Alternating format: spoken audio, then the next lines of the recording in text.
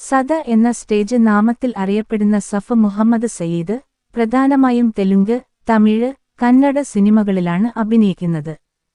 2002-ൽ പുറത്തിറങ്ങിയ ജയം എന്ന ചിത്രത്തിലൂടെ സംവിധായകൻ തേജയും നിതിനും ചേർന്നാണ് തെലുങ്ക് സിനിമാ മേഖലയിലേക്ക് അവരെ പരിചയപ്പെടുത്തിയത്.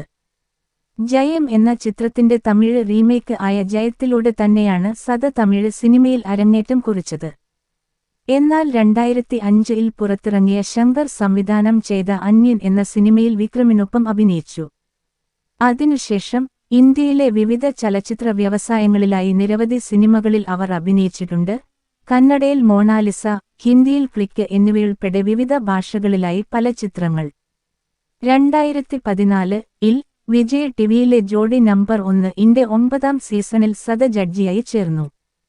2016-ൽ മല്ലേമല എന്റർടൈൻമെന്റ്സ് നിർമ്മിച്ച തെലുങ്കിൽ നൃത്താധിഷ്ഠിത ഷോയായ ദി ജൂനിയേഴ്സ് 1-2-ൽ സദ ജഡ്ജിയായി പ്രവർത്തിച്ചു. ശേഖർ മാസ്റ്ററുമൊത്തുള്ള ദി ജോഡിയിൽ അവർ ഒരു ജഡ്ജിയാണ്. ഓരോ സീസണും 1 വർഷത്തിലധികം നീണ്ടുനിൽക്കുന്നു.